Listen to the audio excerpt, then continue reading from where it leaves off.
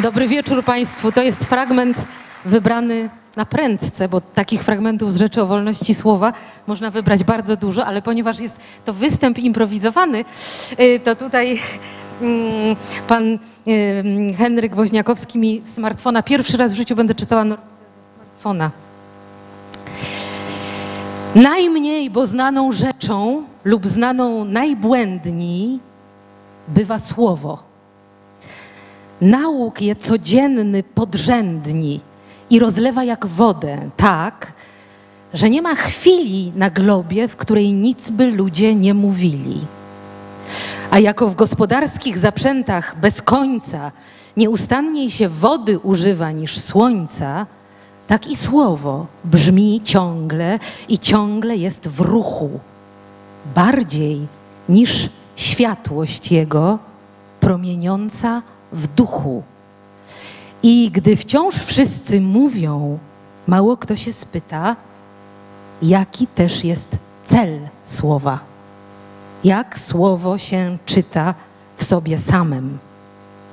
I dziejów jego promień cały rozejrzeć, mało kto jest ciekawy, zuchwały. A jednak, niech no wolność mowy kto znieważy, ten sam, co nią pomiatał, głośno się uskarży i będzie mówił, jako, wszak słowo jest wolne. To, co pierwej jak kwiaty sam deptałem polne i nad którym wśród licznych zatrudnień hałasu nieco się zastanowić zbywało mi czasu.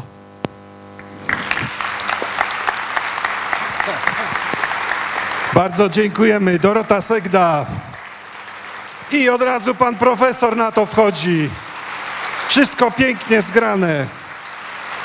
Bardzo serdecznie witamy pan profesor Timothy Gartonasz. Będzie jeszcze uroczyście powitany. Ja teraz postaram się jak najkrócej ogłoszenia przeczytać. Proszę państwa, witam wszystkich serdecznie. Pierwsze ogłoszenie jest takie. Będzie dzisiejszy wieczór składał się z dwóch części. Najpierw wykład, potem jaskinia filozofów. Wykład będzie w języku angielskim, dlatego te słuchawki, ale bardzo proszę, żeby w przerwie nie rzucić się gremialnie całą kilkusetosobową salą do oddawania słuchawek, bo mogą się przydać w drugiej części. Więc będzie tylko krótka, minutowa, dwuminutowa przerwa dla tych, którzy po wykładzie muszą wyjść i dla tych, którzy po wykładzie muszą wejść i przechodzimy płynnie do części drugiej. Proszę bardzo, nie oddawać słuchawek w przerwie. Drugie ogłoszenie jest bardzo proste. Bardzo bym prosił o wyłączenie dźwięku w komórkach.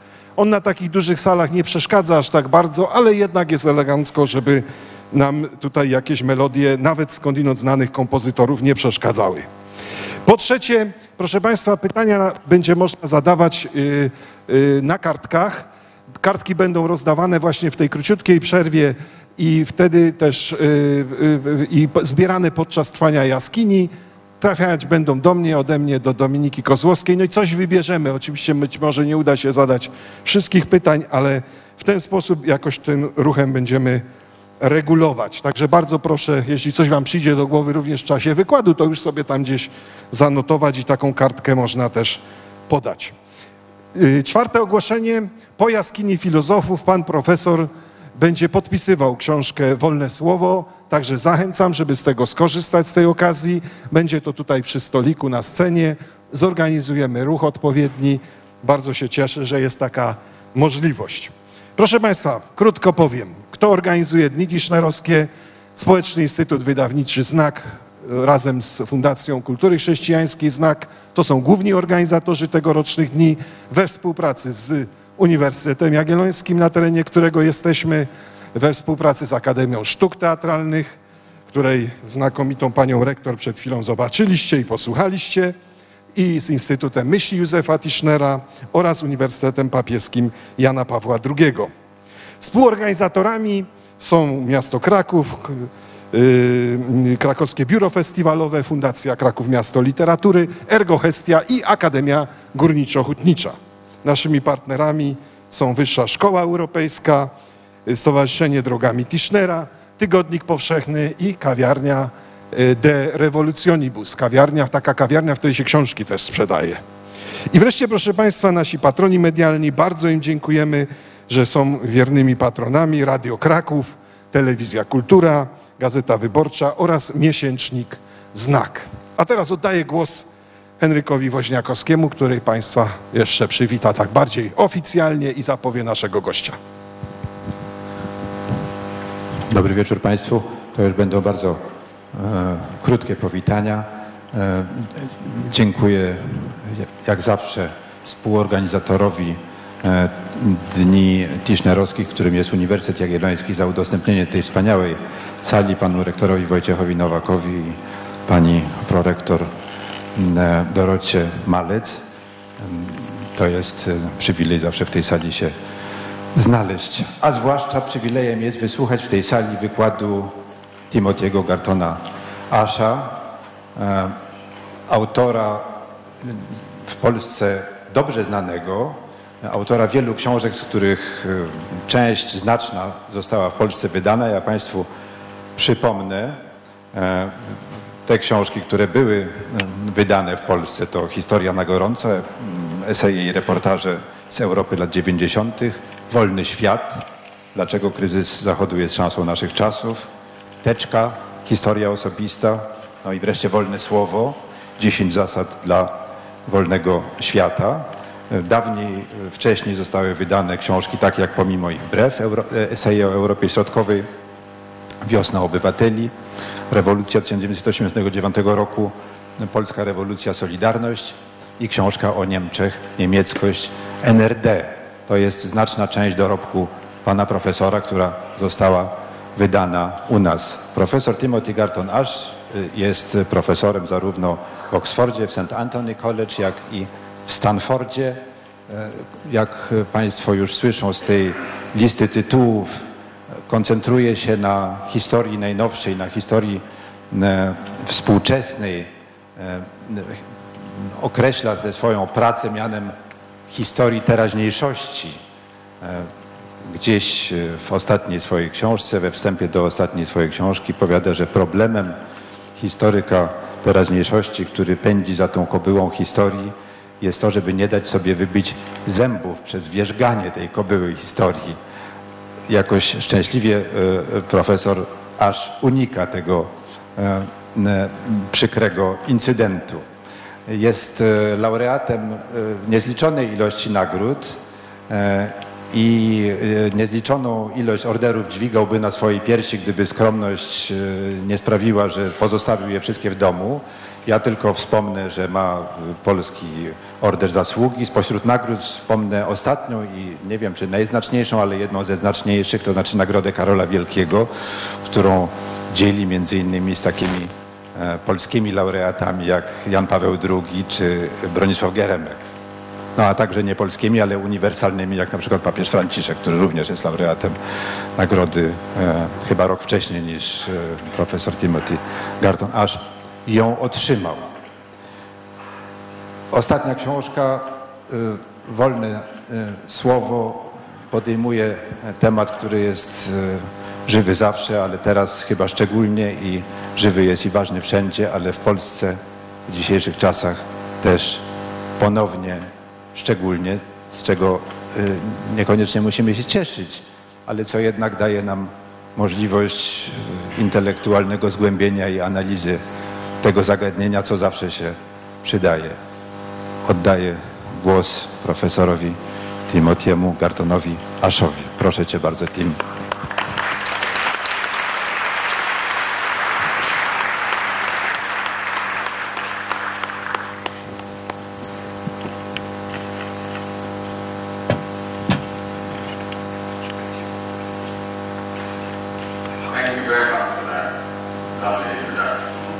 One possible answer would be that there was not enough of the etyka solidarności, and that applies not just in Poland but elsewhere.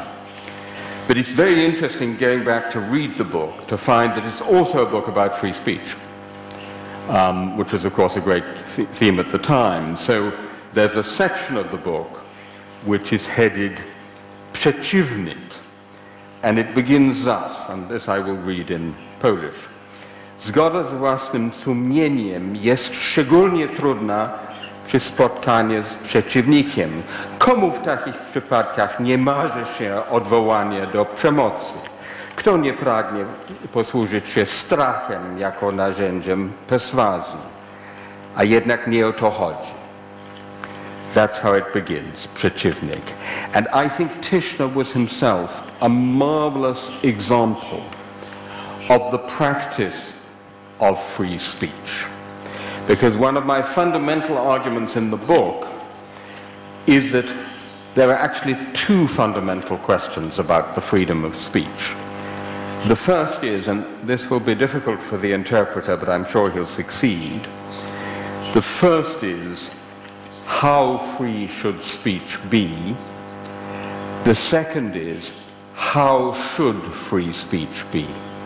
That is to say, within the generous limits that a liberal state should allow us for speaking, for the freedom of the press, freedom of information, how should we choose to speak?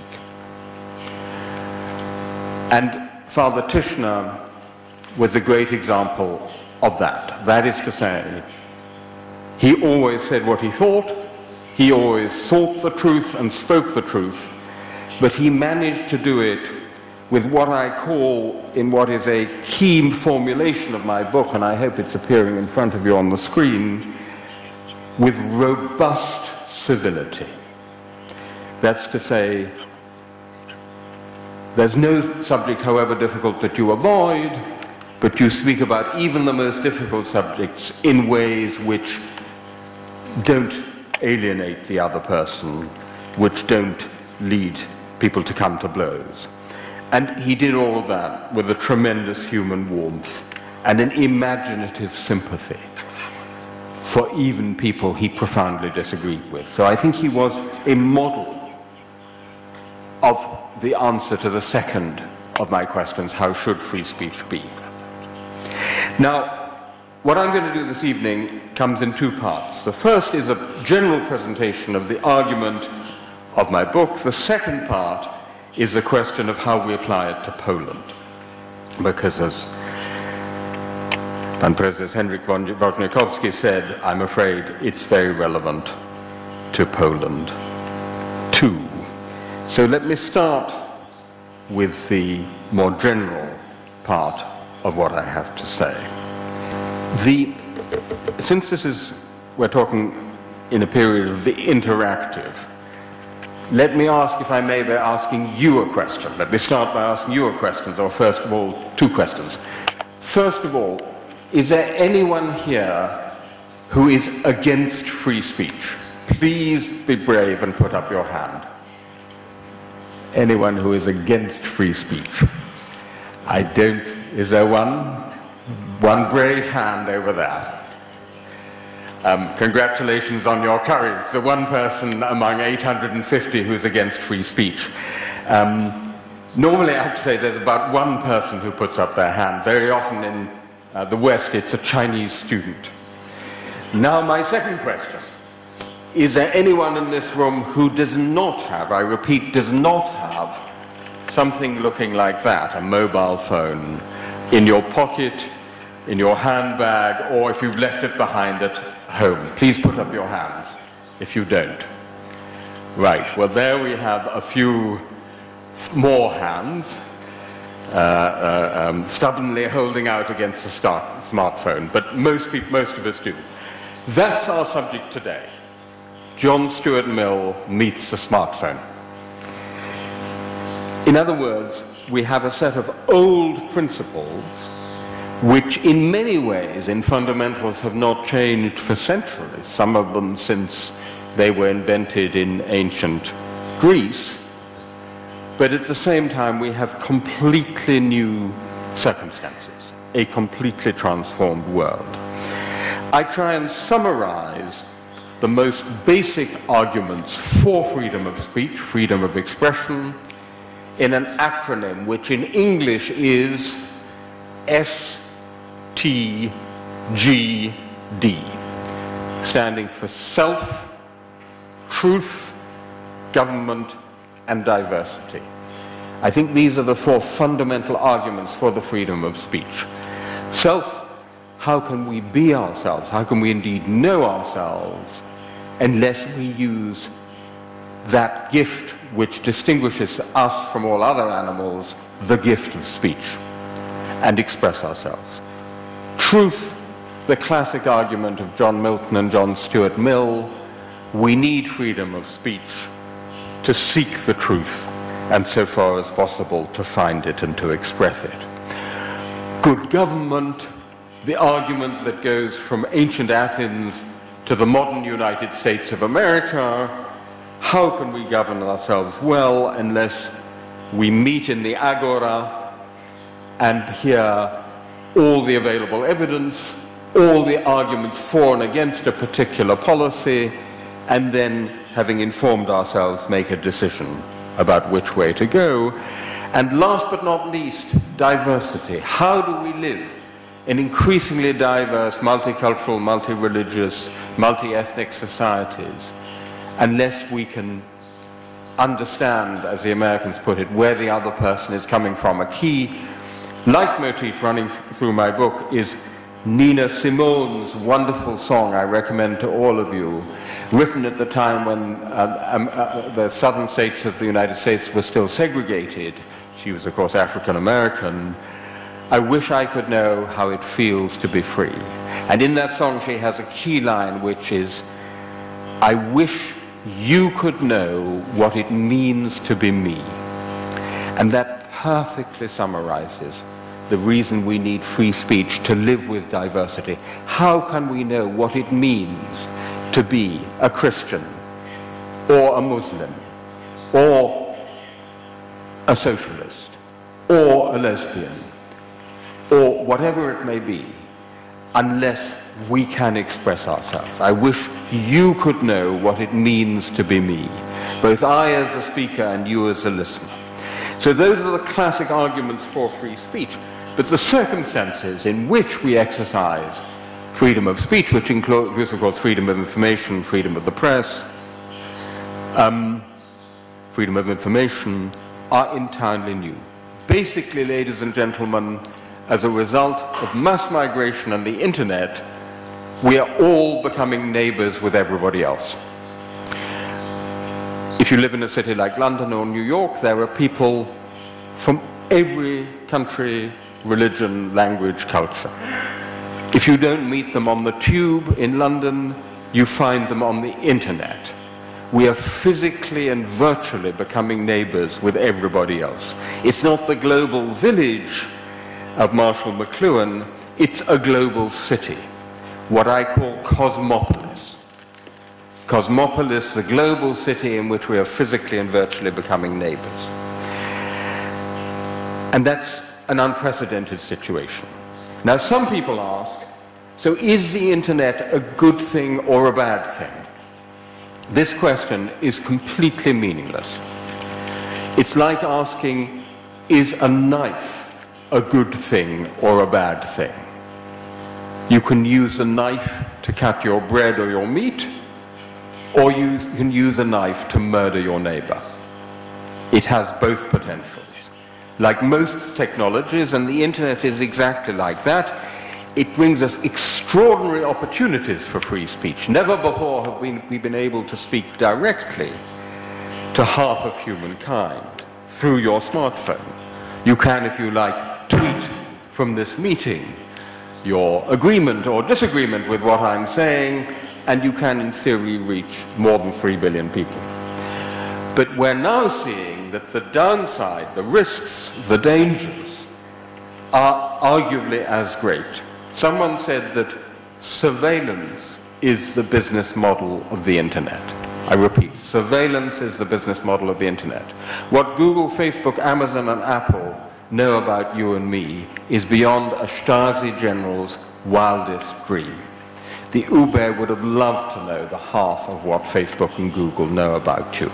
In the wrong hands, it's extremely dangerous. As you all know, harassment, incitement to violence, death threats are now commonplace across the internet and social media. And as we've seen, for example, in the American elections, the possible possibilities of manipulation through disinformation by bad actors like Putin's Russia are immense. So the basic argument of the book is what we need to do is to try and work out how we can maximize the upside and minimize the downside, maximize the opportunities and minimize the threats. Now, when we ask how do we do that, the old way of thinking about this, which was basically in the frontiers of a nation or a state, no longer works. Now I'm going to say something which only works in English, but I'm sure our brilliant interpreter will get it across. We have a saying in English, when in Rome, do as the Romans do. That used to be the rule of thumb for freedom of speech. If you were in the United States, you had the First Amendment. If you were in Poland, you had Polish law and Polish customs. If in India, if in China, and so on. Nowadays, since there are people from everywhere in Rome, and what people say in Rome can be seen and heard everywhere, that old rule of thumb no longer applies. And my argument is that our effective freedom of speech in any one place at any one time is the product of the intersection of four forces. First of all, and this is relatively new, international organizations and networks. If you think about Poland, for example, the International Covenant on Civil and Political Rights with its famous Article 19, the European Court on Human Rights, the European Court of Justice, the Organization on Security and Cooperation in Europe, OSCE, all have a significant impact. At least it's possible to appeal when there are violations of free speech. And then there are networks which are much less known around the world, like something called ICANN, which actually sets the Internet names and numbers, which are the basic architecture of the Internet, or the Internet Engineering Task Force. And then there are three other forces, which I call the big dogs, the big cats, and the mice. The big dogs are the governments, the big cats are Facebook, Google, Amazon, Twitter, and the mice are you and me. Now, in the early utopian days of the Internet, in the 1990s, when the belief was that the Internet will set you free, this man, John Perry Barlow, who was actually the lyricist of a rock band called the Grateful Dead, wrote this famous Declaration of the Independence of Cyberspace. I hope it's showing up on the screen. Governments of the industrial world, you weary giants of flesh and steel, I come from cyberspace, the new home of mind. On behalf of the future, I ask you of the past to leave us alone. You are not welcome among us. You have no sovereignty where we gather. That was the cyber utopian illusion of the 1990s. In that spirit, Bill Clinton said that for China to try to control the Internet would be like trying to nail Jell-O to the wall. And you know what? The Chinese Communist Party turned round and they said, Bill, just watch us. And I have to tell you, the Chinese Communist Party has made a pretty good stab at nailing Jell-O to the wall. They have actually reasserted what they call information sovereignty, the sovereignty of a determined authoritarian state over the Internet. Although only, and I write a lot about this in the book, by creating the largest apparatus of censorship in human history. I had a small experience of this. Henryk Woźniakowski mentioned my book, which in Polish is called Teczka, The File, which is about the experience of reading my own Stasi file and going back and talking to the people who informed on me. Amazingly, this was actually published in China by a very enterprising liberal publisher who put it to a provincial censor and said to the censor, this ancient European history, nothing to do with today, nothing to do with today's China. And they bought it, and it was published. And in China, you then have, as we have here, an online interview, an online live interview. So what happens is we're sitting there with a screen in front of us, me, my publisher, the interpreter, and the censor who is sitting in the internet platform watching us as we speak. and a question shows up which says, the Berlin Wall has come down, when will the Great Firewall of China come down, i.e. the internet censorship firewall? And before our eyes, this question disappears because the censor has taken it out. So then another question, we hurry to answer it, and then the question comes up again, and we hurry to answer it, and then the censor takes it down. So that in real time, you have this battle with the censorship. Big Brother is alive and well and living in Beijing. Then you have the big cats. I think in Poland you're already calling them the GAFA, Facebook and so on. If Facebook were a country, it would be the largest country on earth. The empire on which the sun never sets. And because of the so-called network effects, it has an extraordinarily dominant position. So here we have the world map showing the leading social networks in each country. Blue is Facebook. If you look at 2009, it's still a multicolored map with many, many different networks. Jump forward just 5 years to 2014, and the map of the world is painted blue. Facebook is the leading social network almost everywhere in the world, except China, Russia, and a couple of other places. So it has absolutely extraordinary power. And then there's us, ladies and gentlemen, the mice. And we might think that we're powerless in the face of these great powers, the mighty states and the private superpowers. But actually networked mice can be quite effective. So given that basic analysis, what we then did in this project, Free Speech Debate, this project based at Oxford, is to say, let's try and go back to first principles and work out a few basic rules of thumb, some norms, which will then guide us in trying to work out what needs to be done. And it may be that what needs to be done is not something to be done by the state, by a government, in the form of a law. It may be something that Facebook needs to do, or an international organization needs to do.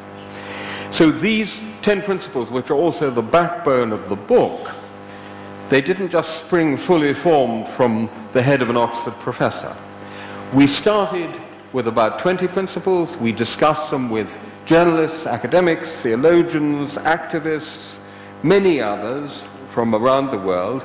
Then we put them online in 13 different languages. So the whole website is in freespeechdebate.com, is in 13 different languages.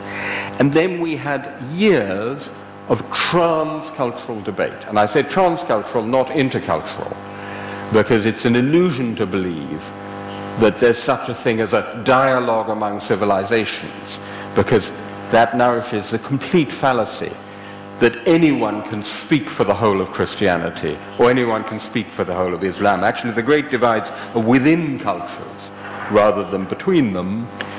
And so if we take, for example, and then we revise them in the light of that debate. So let's take the one on religion, which I'll come back to, and then I hope in the Jaskinia Philosophu we'll be able to talk about a bit more. We respect the believer, but not necessarily the content of the belief. So here you can see the crucial point is the notion of the generic believer. It may be in Christianity, it may be in Islam, it may be in Buddhism, it may be in atheism, it may be in socialism or fascism. The interesting thing is, when you try to translate that into Urdu or Arabic or Turkish, it becomes very difficult because there's no easily available word for the generic believer. There is the familiar word for a believer in the one true faith of Islam, some version of mu'min, or there is some very abstract academic term borrowed from the left, so already from the West. So already in the mere act of translation, you discover the difficulty of trying to establish principles across cultures. So there we have it in Turkish, and then we go into a number of other languages, which maybe one or two of you will read. So the very act of translation is interesting. And then we revise them, and here are these 10 principles. I'm not, of course, going to go through them all, But I do want just to emphasize for a moment the first two. The first principle, we all human beings must be free and able to express ourselves and to seek, receive, and impart information and ideas regardless of frontiers. Those of you who are students of international law, international relations, will immediately recognize that this is a simplified version of Article 19, which, the legal form of which is the ICCPR, but it was in the original UN Declaration of Human Rights. But we have added one crucial word which is not there. You must be free and able. Able. Because an illiterate peasant without internet access in a small village in rural India does not have effective freedom of speech. Let's be clear about that. So that actually literacy and basic education and internet access are preconditions for the exercise of free speech. That's the basic principle on which all the others hang. The second principle, and this I really want to emphasize, originally this was way down the list. But as I traveled around the world talking about this, it became clear that the most common obstacle to free speech and free expression is either violence or the fear of violence. And so what we do here is to say we neither make threats of violence, that's in every liberal jurisdiction in the world, you're not allowed to incite to violence, nor accept violent intimidation. The second part as is important as the first, because as you know, we increasingly face the threat of people who say, if you say that or publish that or draw that cartoon, we will kill you. It's what I call the assassin's veto. And one of the great examples of this was, of course, Charlie Hebdo, the murder of the journalists of Charlie Hebdo. This is an article about that, entitled Against the Assassin's Veto. So it's really, really important, and this goes back to what Tischner said at the beginning of his chapter on Przeciwnik. If we could remove the threat of violence and the fear of violence and the self-censorship that comes from the fear of violence, we would have made a huge leap forward, and then in fact we could continue the discussion about where the other limits to free speech should be, about religion, about privacy, about national security, about minorities, free of the threat of violence, and work towards what we need to work towards, which is an agreement on how we disagree. An agreement on how we disagree. So that's the basic project of the book, which I hope you'll enjoy, and of the website. And now let me turn to Poland. So in every country where this book has appeared, in every country I speak about it, we try and look at how we might apply these general norms or principles in the particular circumstances. And of course, Poland is particularly close to my heart. I would like to start by just showing you something which I treasure, which was actually given me by Henryk Woźniakowski, although he's probably forgotten.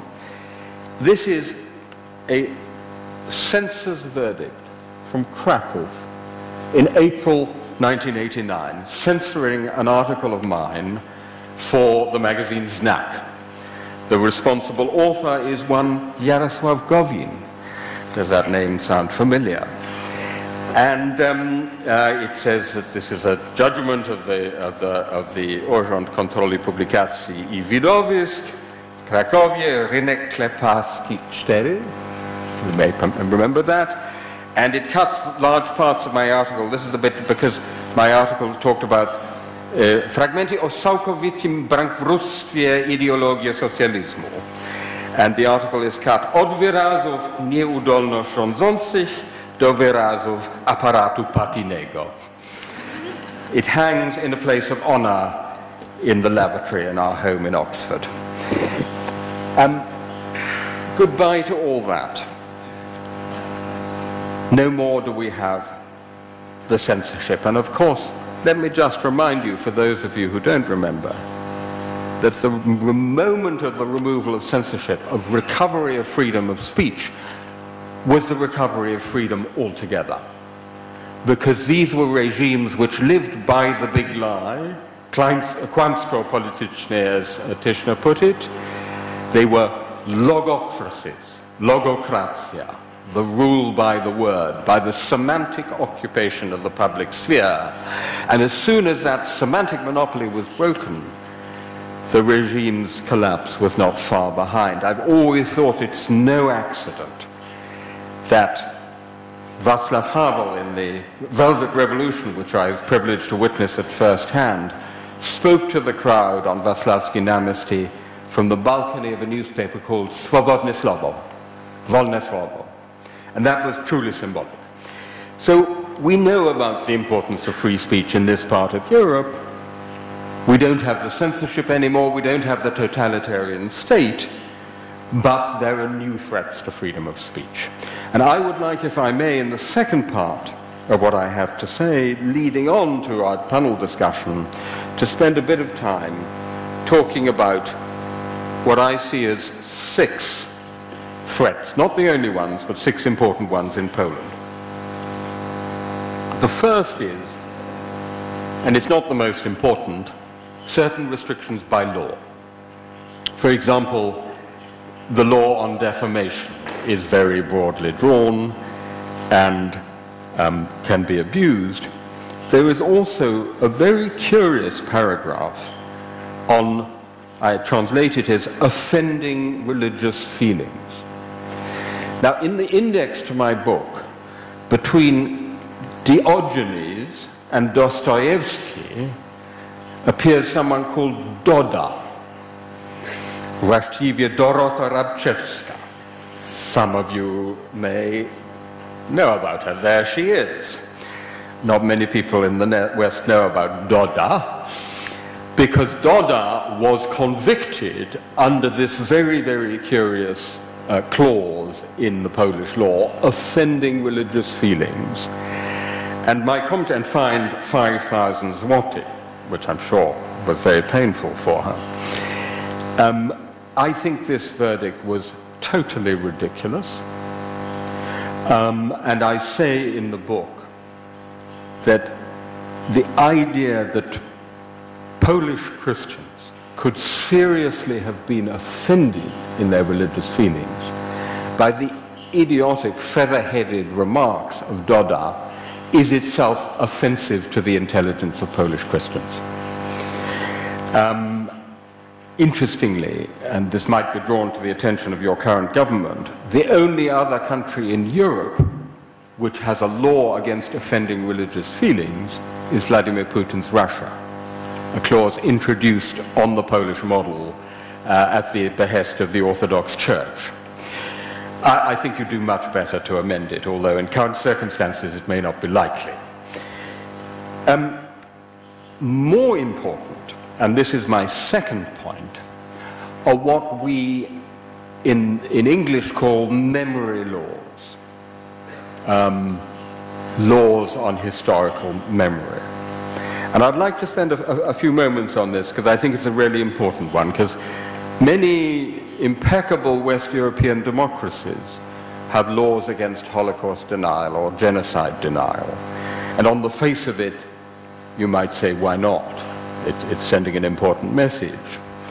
And I think there are 2 important reasons why not.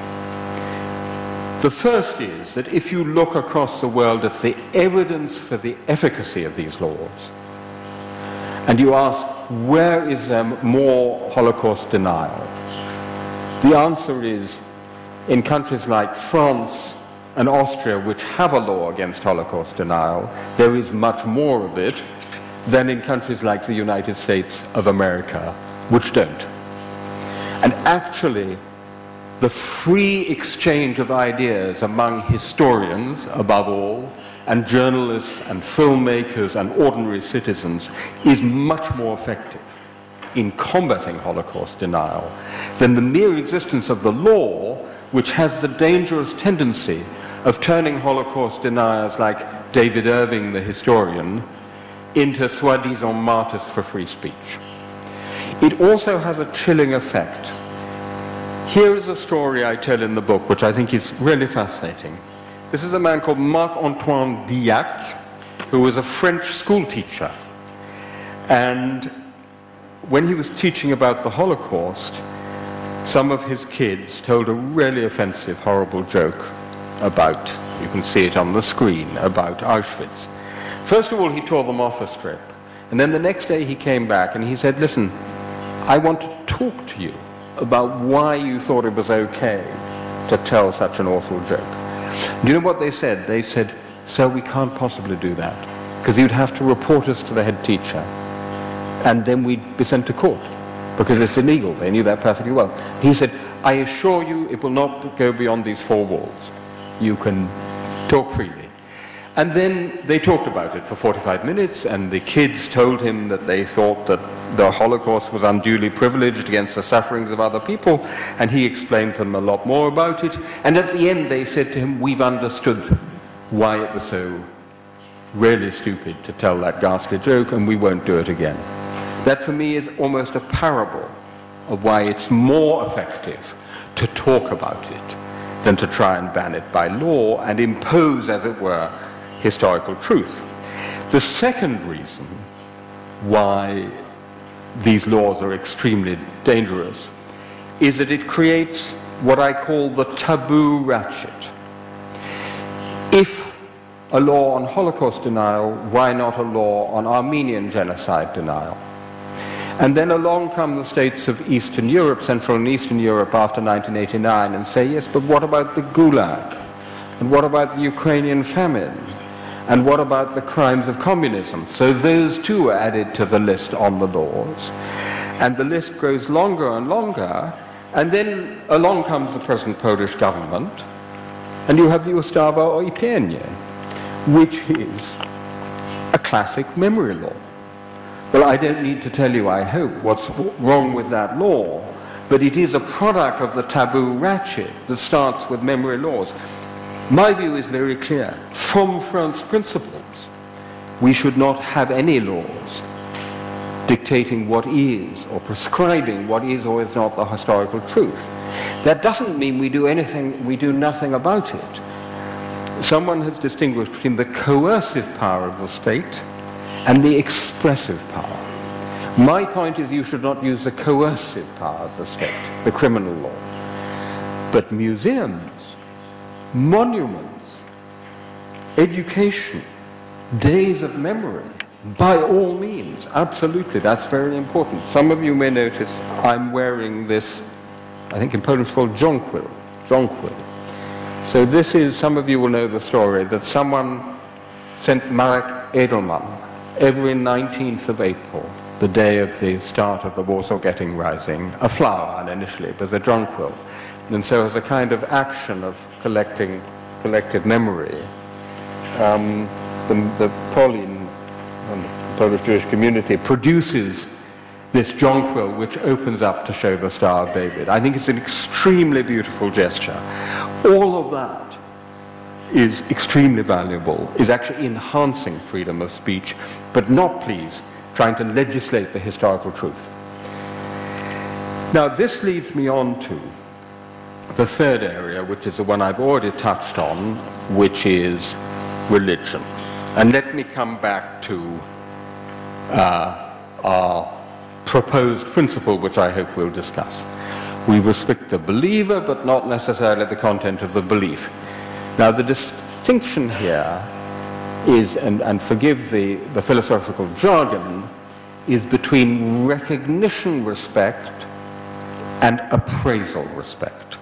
So we respect the believer is recognition respect. That is to say, I fully recognize you as a human being with your rights and your dignity, including those as a believer, your rights and your dignity as a believer, irrespective of the content of the belief, but the appraisal respect goes to the content of the belief, be it Christianity, Islam, or Scientology, or whatever it may be.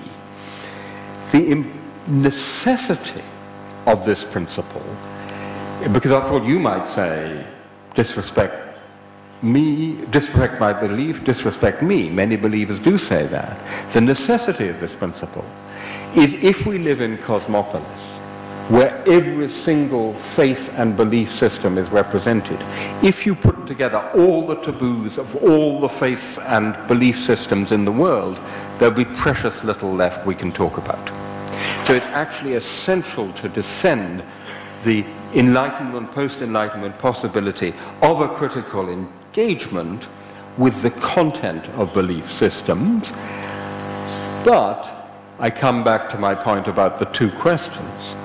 How we choose to speak about other people's beliefs, that is to say, something which for many people is the most important thing about them, more important than their nationality or their ethnicity or the color of their skin or their gender, that's a different matter. That's a matter of choice. I personally choose to talk with great restraint and great respect about the content and great caution about the content of people's beliefs, because I know it's something very important to them. And one might well ask, looking at some of the language about Islam and Muslims in Poland over the last 3 years, particularly in the right-wing Catholic press, how much respect they've been showing for the believers, let alone the belief. Indeed, might I suggest that if you have a law on offending religious feelings, which I don't think you should, I would have thought if I were a Muslim, my religious feelings might well have been offended by this or that that has been said. So I think it's really important not to have the taboos imposed by law, but equally important to have a really developed culture of robust civility and imaginative sympathy, which has to include understanding of other people's faith around how we talk about religion. Now, talking of the way Islam and Muslims have been talked about in parts of the Polish press and of course all over Europe over the last few years brings me to my fourth area, which is the area of how we talk about diversity. Mowa nienawiści, hate speech. So here again is the principle: we express ourselves openly and with robust civility about all kinds of human difference. Now you have a lively discussion in Poland, which I've been following, about mowa nienawiści. I think there was a session this morning on that subject. There's a Polish word, hate, spelled H-E-J-T, I think. Mowa hejtu. I would like to propose to you, for the Polish discussion, a three-part distinction, which I think is very useful, between dangerous speech, hateful speech, and merely offensive speech. Now, I believe the law, the courts, the police should absolutely go after dangerous speech. That is speech which is intended and likely to cause violence or extreme psychological harm. And I include in that not just classic death threats, as in American First Amendment jurisprudence, but intense targeted harassment of individuals. If someone on Twitter and Facebook gets 20,000 pieces of abuse, calling them whatever, filthy words and threatening them with death, that's already dangerous speech. And I think the law should go after that. There's an interesting question about whether it should go after systematic dehumanization of groups in a given society, because there's a lot of good literature about how the systematic dehumanization of, for example, the Tutsi in Rwanda actually contributed directly to a genocide. But that analysis has to be contextual. You have to look at the whole context, and we can talk about that in the discussion. So I think the state should indeed go after dangerous speech. I don't think we should have, in a mature democracy, laws against merely hateful speech. I think combating hateful speech should be our job, the job of civil society, the job of academics, journalists,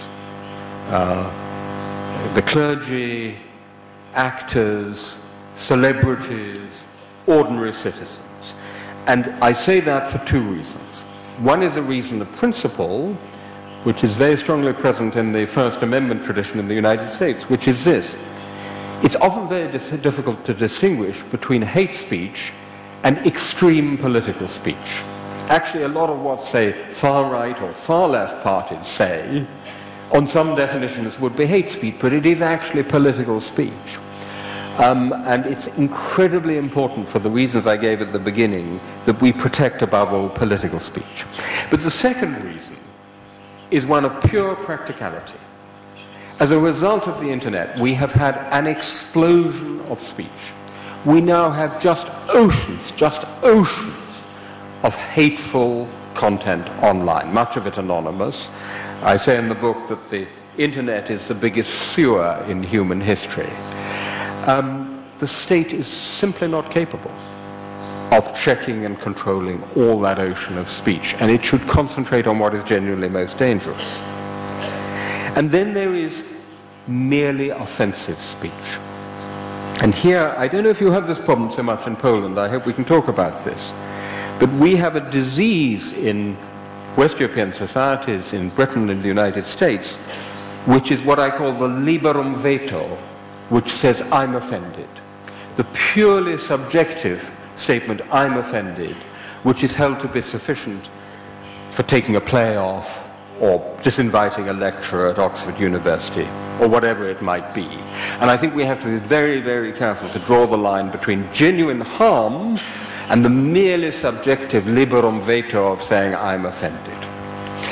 This brings me to my fifth area, relevant, I hope, to Poland, which is the whole area of social media and the platforms, the big platforms. And again, I think we'll be talking about this in the discussion, but just let me say a word about it, because I believe you had a discussion about this, was it yesterday? Whether internet platforms favor democracy or populism. Now, what I've heard here in the week I've been here already is that for the most part they're actually favoring polarization, radicalization, echo chamber effects, fake news. And I think there's a lot of truth in that. And here I am reminded of a famous distinction which Father Tischner made, evoking his famous Gorale, the people from the mountains. And you'll have to forgive my language and my pronunciation, but I'm going to try and pronounce it in the Gorale pronunciation. It is the famous 3 different kinds of truth. Let me try. Święto prawda, tis prawda, and gówno prawda.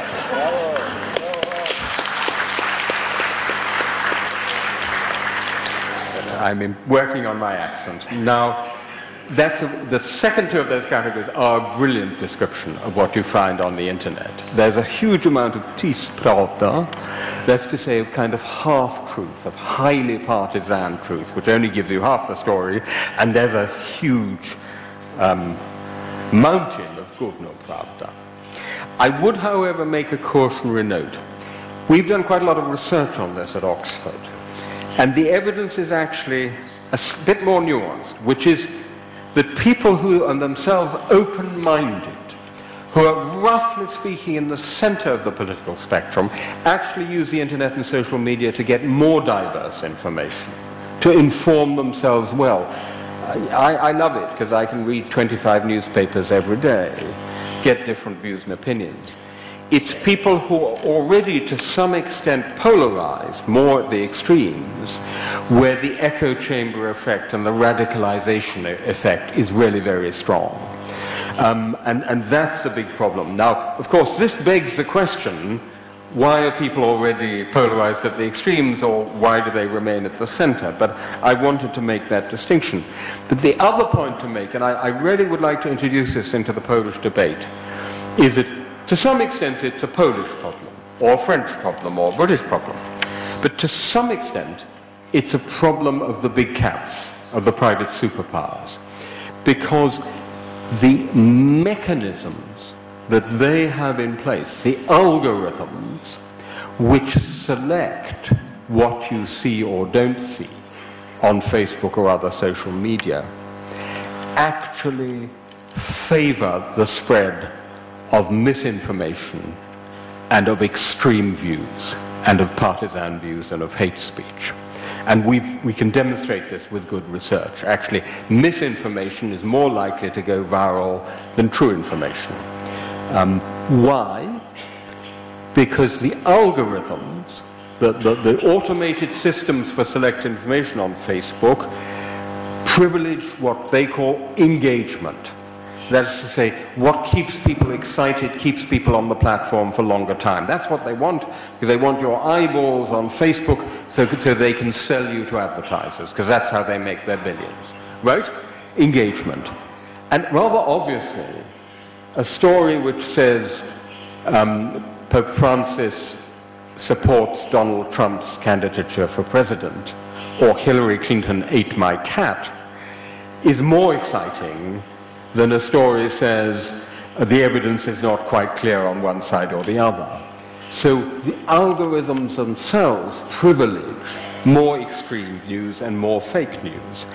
And I think it's a really interesting question, and I've spent quite a lot of time working on this, I hope we can discuss it, whether the platforms don't themselves have a public responsibility to adjust the algorithms so they give us more of what we need, more reliable news, and more diversity of views. And this brings me to my final and sixth point about Poland for discussion, and I'm particularly glad that we have Wojciech Jagielski here to talk about it with us, because coming from the media, this is a really important point. It seems to me of all the threats to plural liberal democracy in Poland at the moment, and there are a few like the independence of the courts, probably the single most important is to the media. Because, if you look at what Viktor Orban has done in Hungary, it's controlling the media, which has been absolutely key to it. So here is how it should be. We require uncensored, diverse, trustworthy media so we can make well-informed decisions and participate fully in political life. The three adjectives are very carefully chosen: uncensored, diverse, a wide range of view, and trustworthy. That doesn't mean it's all the BBC, right? It doesn't mean it's all neutral reporting. There can be different relationships of trust. A satirist can also have a relationship of trust. A partisan columnist has a relationship of trust. A reporter has a relationship of trust, but it has to be trustworthy. Now, what's going to give you uncensored, diverse, trustworthy media in a world where the internet has produced this massive fragmentation? So everybody is off in their own little echo chamber, in their own little world, listening to people who think like them. Well, first of all, I always say, if you have public service broadcasting like the BBC, hang on to it for dear life and double the budget, right? Because it is the place which has a prescribed mission to keep the agora, where the facts will be checked and you will be given in one place diversity of opinions and views, right? Hélas, in Poland, we know what's happened to that. You once had public service media, maybe they weren't quite the BBC, but they had a public service media mandate. My wife and I, sitting at home in Oxford, watched how before our eyes TVP turned into TV Peace. And it really was something remarkable to watch. It was like watching an opera house, where yesterday it was Don Giovanni, and tomorrow it's Wagner's Ring of the Nibelungen. This complete change of the faces and the tone, and it has become a party propaganda organ, the television and radio, and that's a huge loss. That's a huge loss because the internet in itself is producing a fragmentation, a reduction of the agora. But the other thing, which is equally important, is the question of media ownership and control. So these days, authoritarian rulers don't do it by censorship. They don't do it by direct intervention. There's no censorship in Hungary. There's very little censorship in Turkey. They do it by ownership. So Viktor Orban can say, there's media pluralism in Hungary, everything's absolutely fine, it all looks brilliant. The thing is, all the owners of all the main medias are his mates. the mayor of his local town, or they're people who depend on the Hungarian government for business. That's how he controls the media. And by the way, that's how Erdogan controls the media too, interestingly, in Turkey. So this is a little article we have about, do you remember the Gezi Park protests, the biggest street protests in Turkey for decades? And while they were going on just next door, CNN Turk was broadcasting a program about penguins, right? The biggest news story in Turkey for years was going on just out its door. It was broadcasting about penguins. Why? Because CNN Turk is owned by a conglomerate which depends on the Erdogan regime for a very big part of its business. So it was obliging Recep Tayyip Erdogan. The same in Hungary. And if you don't believe me, please believe an article in a magazine I have to tell you I don't usually read, called Szécsi.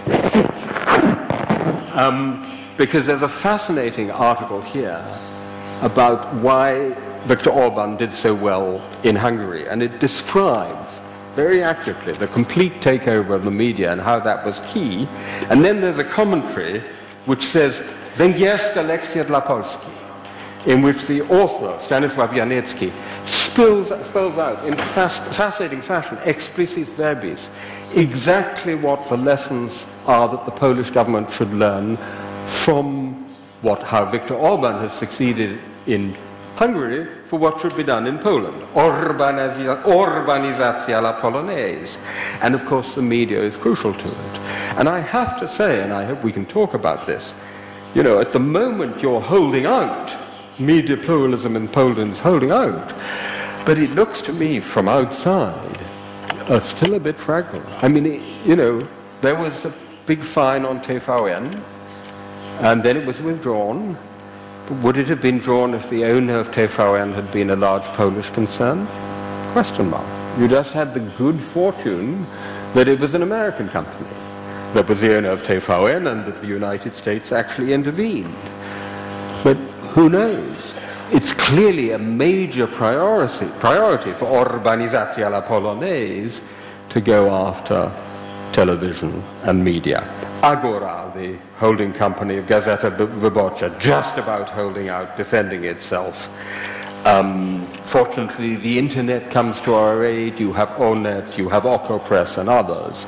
Well, I would love to hear Wojciech Jagielski and indeed our moderator later on this, but what I'm sure of is that if there is one absolutely vital front line for the defense of liberal pluralist democracy in Poland, it is the media. So, of course, there are many other areas.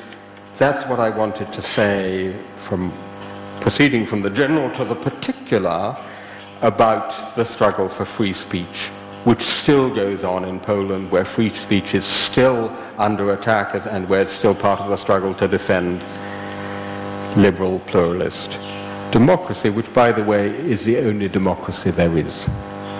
You may remember the old joke about Demokracja Ludowa, people's democracy, which is what's the difference between people's democracy and democracy, between democracy and people's democracy? It's the difference between a jacket and a straitjacket.